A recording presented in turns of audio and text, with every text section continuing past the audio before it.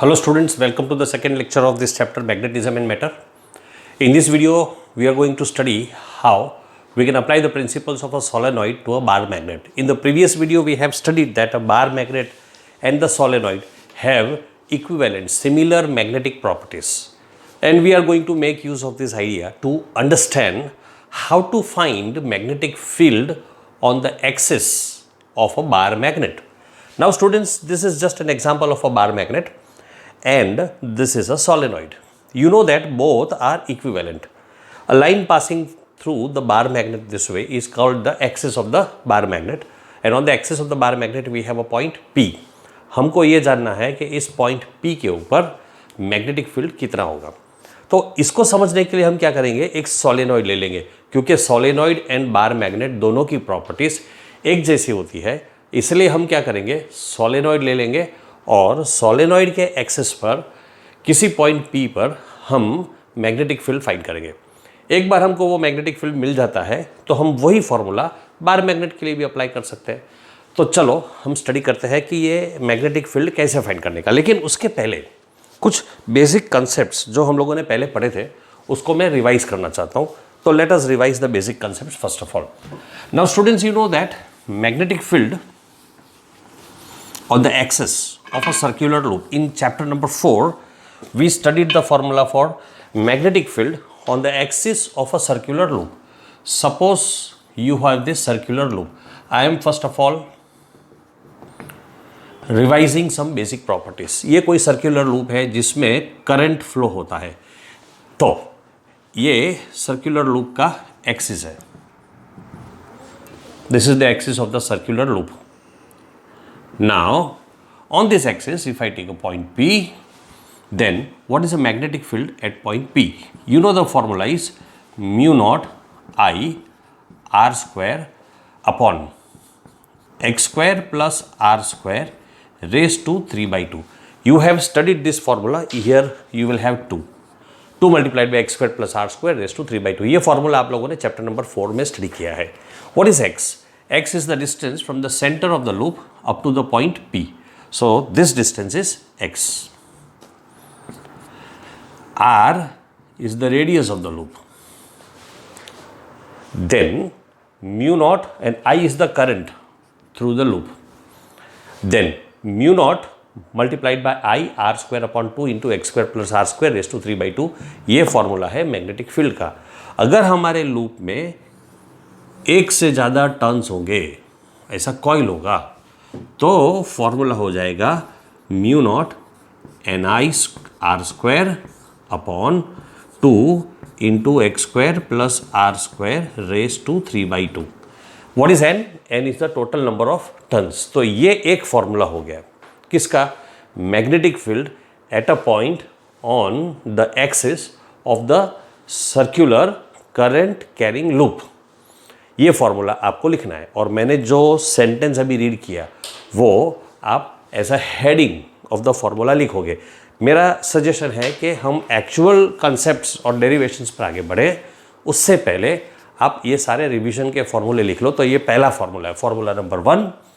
मैं sentence repeat करता हूँ, आप वीडियो को धीरे धीरे प्ले करके ये सेंटेंस को कॉपी कर लो और फॉर्मूला कॉपी कर लो। मैं रिपीट करता हूँ, magnetic field at a point P on the axis of a current carrying circular loop is given by the formula B is equal to mu naught I r square upon 2 into x square plus r square raised to 3 by 2. That is one formula. If our loop has got many turns, then for n turns, the same formula you simply multiply by n. The formula becomes B is equal to mu naught n I r square upon 2 into x square plus r square. What is x? X is the distance from point P to the center of the loop. What is capital R? R is the radius of the loop. This is one formula, students. Remember that. I will rub the board. Go ahead with the second formula, and I want you to copy this. Second formula.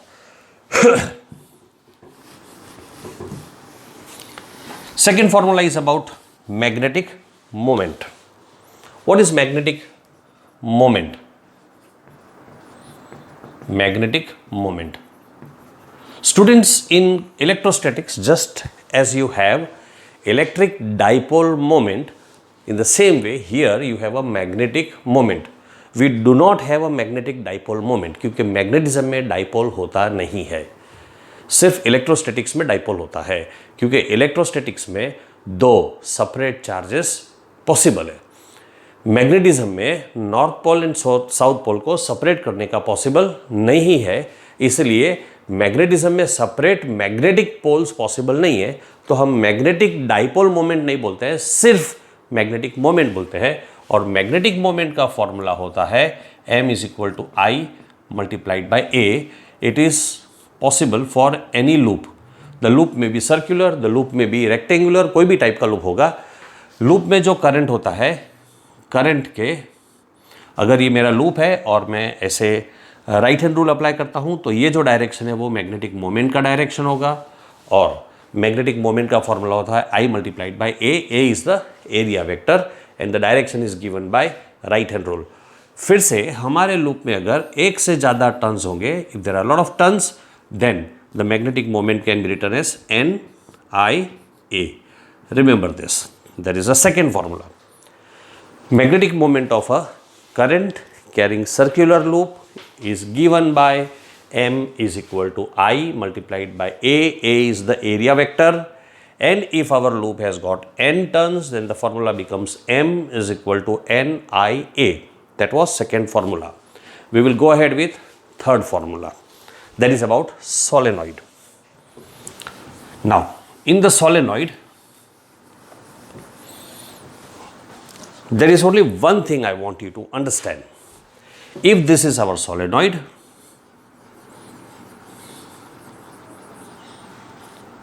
the length of the solenoid is L and total number of turns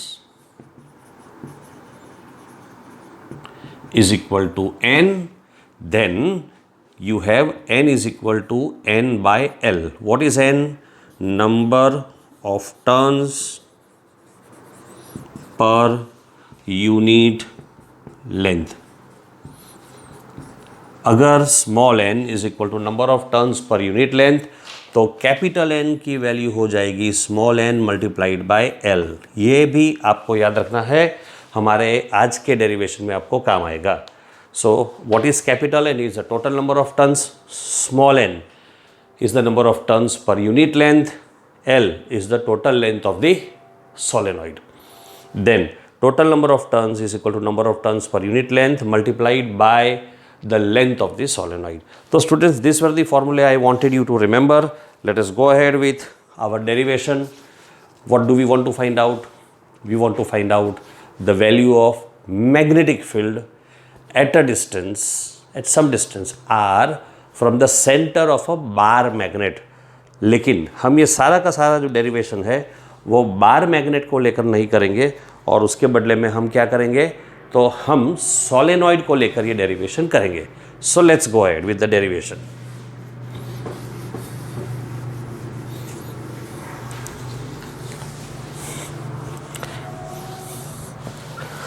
मैं एक बड़ा सा solenoid यहां पर draw कर देता हूं। This is our solenoid.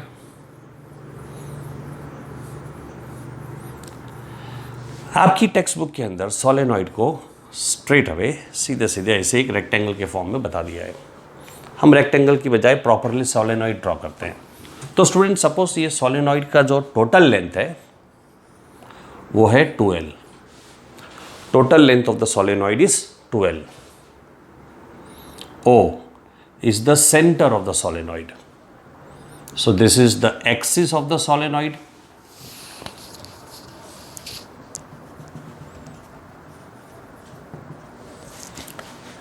And this is a line which divides the solenoid into two parts. What is the total length of the solenoid? 2L. So this length will be L. This length is also L. तो हम ये point को L denote करेंगे, तो ये point हो जाएगा -L। अगर मैं ये एक्सिस को x एक्सिस कंसिडर करता हूँ तो ये लेफ्ट साइड में होने की वजह से इसको मैं -L कंसिडर कर सकता हूँ। ये हो गई एक बात।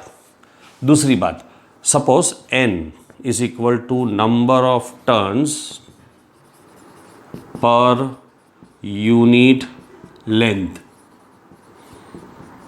तो कैपिटल एन की वैल्यू क्या हो जाएगी बच्चों, एन मल्टीप्लाइड बाई 2l हो जाएगी। ये हो गई कैपिटल एन की वैल्यू।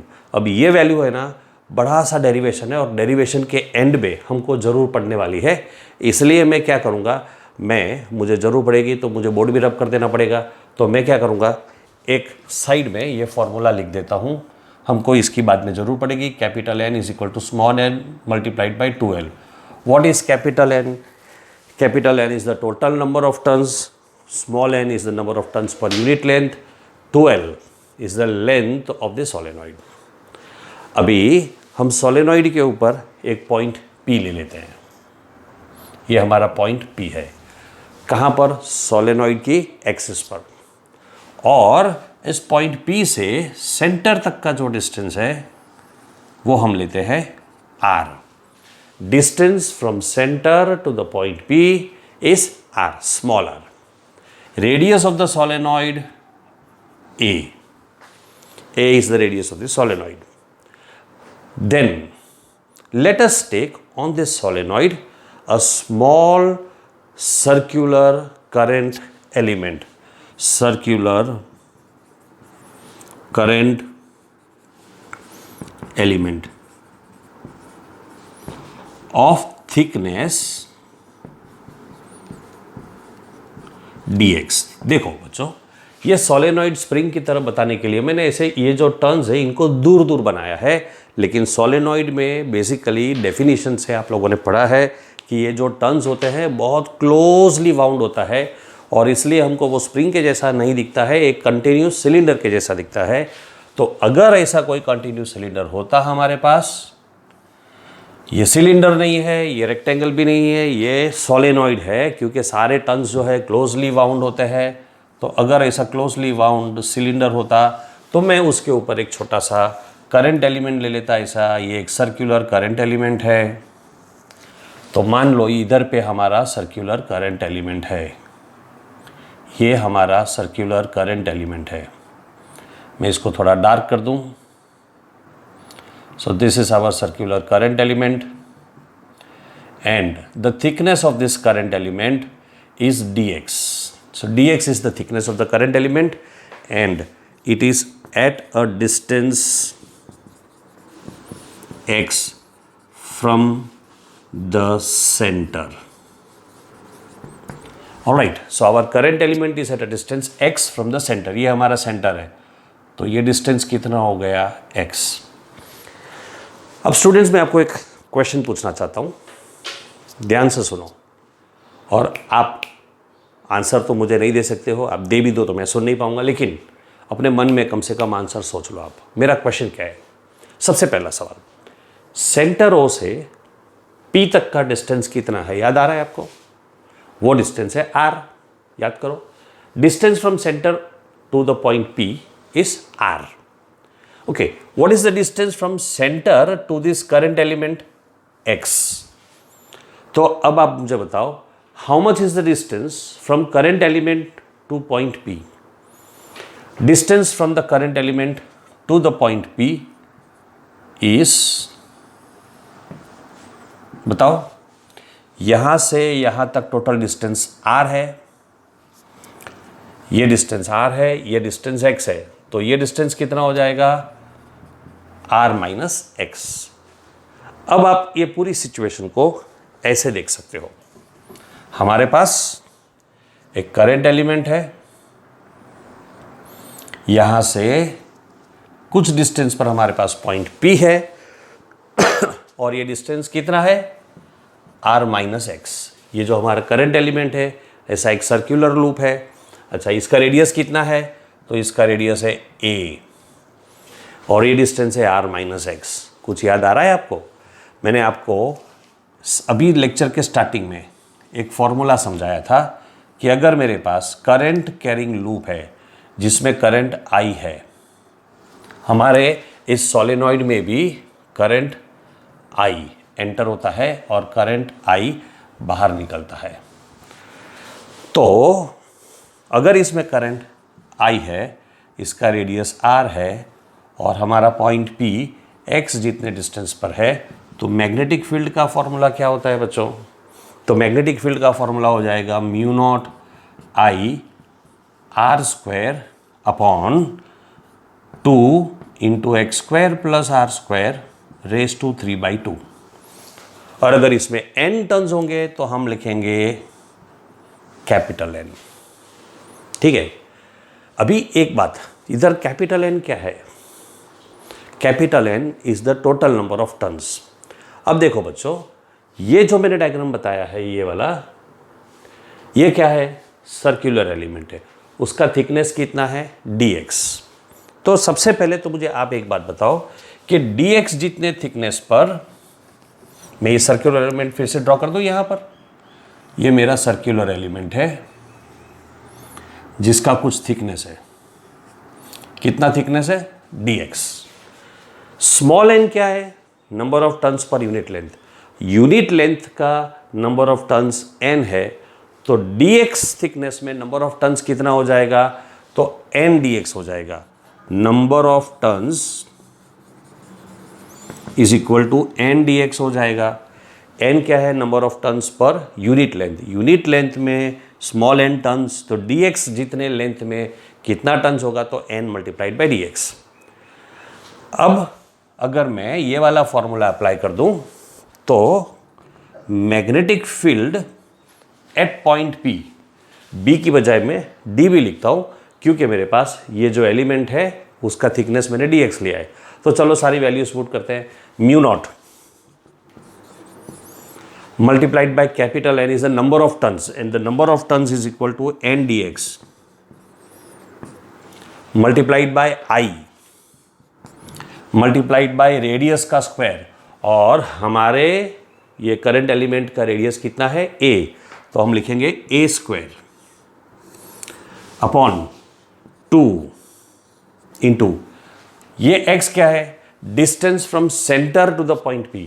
तो इसके सेंटर से पॉइंट P तक का डिस्टेंस कितना होगा? तो हमने इधर लिखा है r माइनस एक्स, तो ये हो जाएगा r minus x the whole square plus radius का स्क्वायर यानी कि a का स्क्वायर रेस टू 3/2। ये हो गया मैग्नेटिक फील्ड dB। अब बच्चों, अगर मुझे B ढूंढना हो तो मुझे क्या करना पड़ेगा? सोचो, तो मुझे इंटीग्रेशन करना पड़ेगा। Should I about this portion of the board? एक स्टेप में इधर ही लिख देता हूं। तो b इज इक्वल टू, अगर मैं इसका इंटीग्रेशन करता हूं तो मुझे मिलेगा mu naught n dx multiplied by i a square divided by 2 into x square minus r minus x, r minus x whole square plus a square whole raise to 3/2। और हम लिमिट्स क्या लेंगे? तो ये रिंग हमारा यहाँ से लेकर के यहाँ तक किसी भी जगह पर हो सकता है, इसलिए हम लिमिट्स लेंगे -L to L। So lower limit is -L, upper limit is L। What is R? R is the distance from center to the point P of the axis. We consider R very large as compared to the radius. So R is very large as compared to radius A. Also R is very large, ये जो distance है हमारा point P जो है ना, बहुत दूर है, तो वो 2L से भी बड़ा है। और अगर वो 2L से बड़ा है तो वो ऑब्वियसली L से भी बड़ा है। R is much larger then L also. और अगर वो L से बहुत बड़ा है तो वो X से भी बहुत ज़्यादा बड़ा है। सो R is much larger then X। Students, derivation थोड़ा सा बड़ा है और लेंदी है, जगह कम है मेरे पास, मुझे बोर्ड रब करना पड़ेगा। तो जैसे जैसे मैं आगे बढ़ता हूँ, वीडियो को धीरे धीरे पॉज करते करते बार बार देखिए और समझिए उसको, और आपकी नोटबुक्स में लिखते जाइए। मैं बहुत डिटेल में लिख रहा हूँ, इतना डिटेल आपकी टेक्स्ट बुक में नहीं दिया है। So I want you to go slow with the video see again and again, आप उसको बैक जाकर बार बार देखिए रिवाइंड करके और अपनी नोटबुक में लिखते जाइए.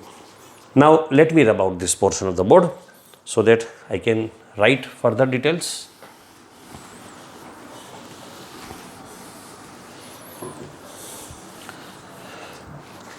Now, if I continue further, what do I get? B is equal to, हम एक काम करेंगे, mu naught N I A square 2, ये सारी चीज़ें इंटीग्रेशन के बाहर निकाल देंगे. इधर पे अपर लिमिट L था, तो mu naught N I A square by 2 integral of mu naught गया, एन गया, आई गया, ए स्क्वायर गया, तो क्या बच गया? सिर्फ डी एक्स बच गया, डिवाइडेड बाय नीचे क्या है?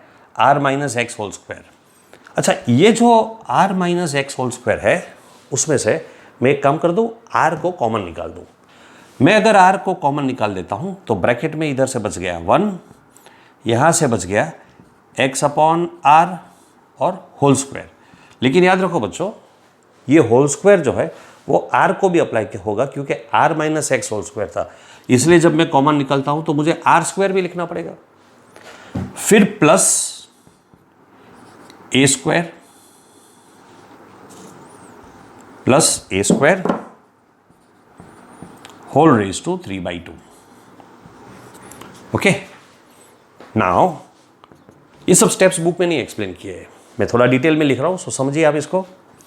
I can write further mu naught N I A square by 2 integral, इसकी लिमिट है माइनस एल टू एल. अब देखो हमारे पास दो टर्म्स है, ये पूरा एक टर्म है, ये दूसरा टर्म है. ये दोनों टर्म्स में से ये आर स्क्वायर को फिर से मैं बाहर कॉमन निकाल दूँ तो मुझे क्या मिलेगा? We have d x upon R square को कॉमन निकाल दिया तो यहाँ से बच गया 1 minus x by R whole square, plus मैंने जब आर स्क्वायर कॉमन निकाला तो ये बन जाएगा A square by R square whole raise to 3/2. अब अगर मैं आर स्क्वायर को कॉमन निकालता हूँ तो ये 3/2 जो है आर स्क्वायर को भी लगेगा, और इसलिए हमको लिखना पड़ेगा आर स्क्वायर रेज टू 3/2. अब ये वैल्यू तो बहुत छोटी होगी, तो ये ऑलमोस्ट इक्वल टू 0 हो जाएगी, क्योंकि मैंने अभी आगे एक्सप्लेन किया था x is much larger than, I mean r is very very large as compare to x. r x के कंपैरिजन में बहुत ज़्यादा बड़ा है, इसलिए 0 हो जाएगा. And r is much larger than a also, so this also becomes 0. तो फाइनली ब्रैकेट में क्या बच गया? सिर्फ 1 बच गया. आर स्क्वायर रेज टू 3/2 क्या हो जाएगा?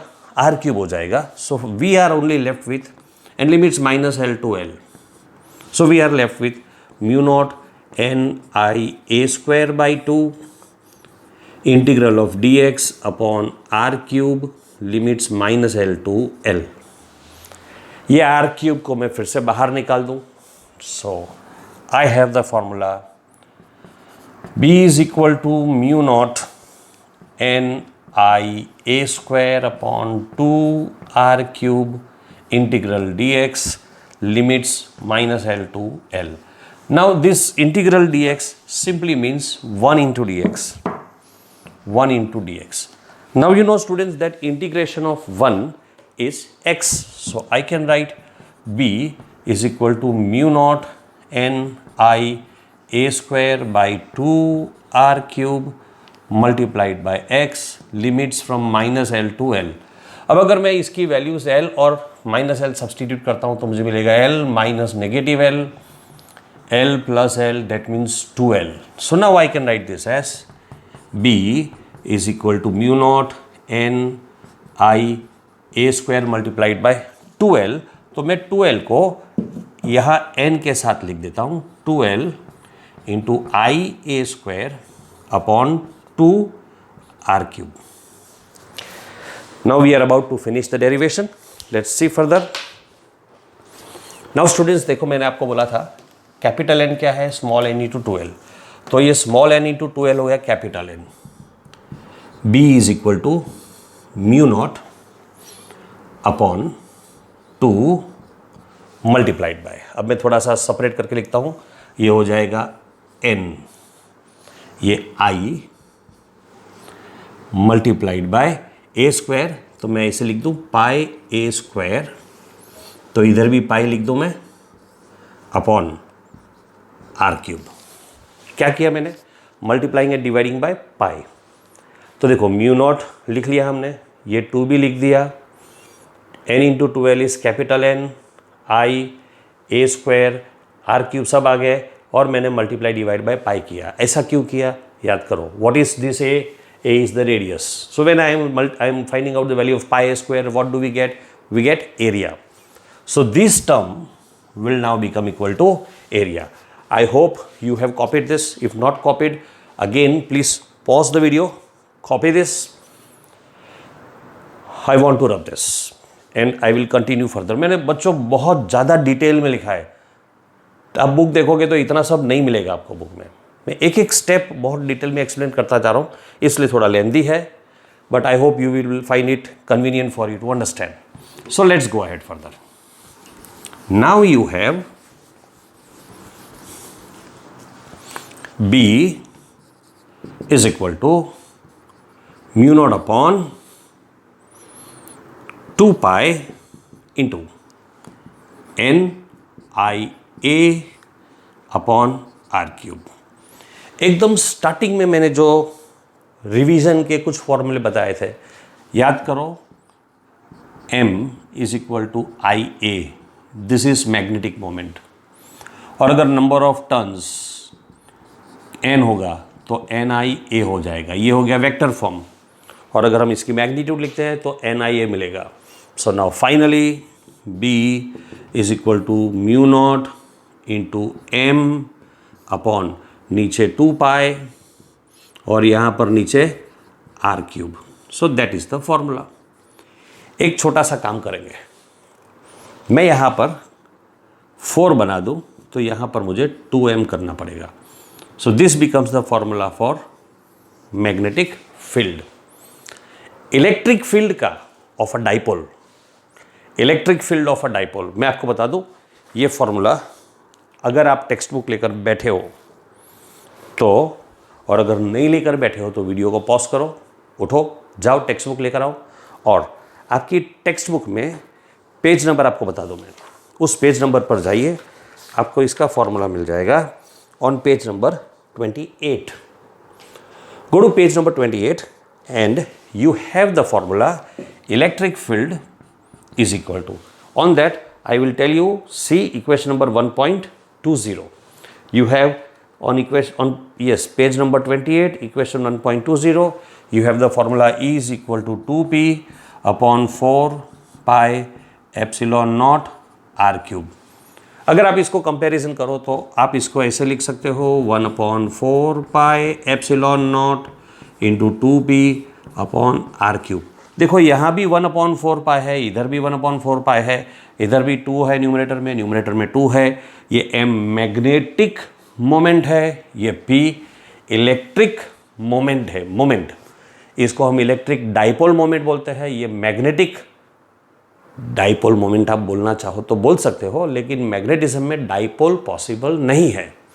नीचे आर क्यूब तो दोनों डिट्टो सेम फॉर्मूला है। बस एक बात, इधर जहाँ न्यूमरेटर में म्यू नॉट है, यहाँ डिनोमिनेटर में एप्सिलॉन नॉट है, तो आपको यह याद रखना है कि mu naught is equivalent to 1 epsilon naught. बाकी सब कुछ सेम है। m रिप्रेजेंट्स p, तो जो फॉर्मूला आप इलेक्ट्रोस्टैटिक्स में पढ़ते हो वही फॉर्मूला आप इधर भी अप्लाई कर सकते हो। So it's very simple. So that is the formula for magnetic field at some point on the axis of solenoid. Now same formula, the same formula you can apply for a bar magnet. So instead of a solenoid, अगर हमारे पास bar magnet होता तो हम ये formula bar magnet की apply करते हैं। तो अगर हमारे पास कोई बार मैग्नेट है, बार मैग्नेट से उसके एक्सिस पर P जितने डिस्टेंस पर, बार मैग्नेट के सेंटर से R जितने डिस्टेंस पर अगर हम कोई पॉइंट P लेते हैं तो इस पॉइंट P पर जो मैग्नेटिक फील्ड मिलेगा उसका भी फॉर्मूला यही सेम रहेगा। क्वेश्चन ये आता है कि मैग्नेटिक मोमेंट इसका कैसे फाइंड करेंगे, क्योंकि बार मैग्नेट में कोई करंट थोड़ी होता है। ये m का फॉर्मूला क्या है, IA या NIA, लेकिन बार मैग्नेट में कोई करंट नहीं होता है। तो क्या करेंगे, तो बार मैग्नेट्स में एक कंसेप्ट होता है कि ये जो साउथ पोल है और ये नॉर्थ पोल है, उसका कुछ पोल का स्ट्रेंथ होता है। We call it as pole strength. ये अक्सर हमको दिया होगा, और पोल स्ट्रेंथ को अक्सर बहुत सारी बुक्स में ऐसे डिनोट करते हैं Q+ या Q-। ये चार्ज नहीं है। Q here in this case is not charge, ये मैग्नेट्स है। और मैंने आपको इसके पहले वाले वीडियो में समझाया था कि आप नॉर्थ पोल साउथ पोल को अलग नहीं कर सकते हो, इसलिए नॉर्थ पोल को Q+ डिनोट किया, साउथ पोल को Q- डिनोट किया। तो Q+ चार्ज नहीं है। दूसरी बात, हम इन दोनों को अलग नहीं कर सकते हैं, ये खाली एक समझने के लिए बेसिक कंसेप्ट है। तो अगर मैं पोल स्ट्रेंथ को Q डिनोट करूं, Q+, और उसको बार मैग्नेट की लेंथ से मल्टीप्लाई कर दूं 2a, तो मुझे m मिल जाएगा। बट ठीक है, that is not considered to be a part of our curriculum, but एक छोटा सा पैराग्राफ बुक में ये समझाने के लिए लिखा है, so I have explained it. So before I wind up, once again the formula for magnetic field at a point P, distance r from the center of a bar magnet, is given by the formula B is equal to mu0/4 pi into 2m/r³. This formula we derived by considering a bar magnet as a solenoid. So students, that finishes this topic. We finish this particular concept. Derivation is over. Very lengthy derivation, and especially I have explained everything in minute details. So I suggest you may pause the video, go ahead, copy the things again and again, pause the video again and again, and slowly see it every now and then and try to understand. In case of any problems, feel free to approach. That's enough for this video. Very soon we will go ahead with the next topic.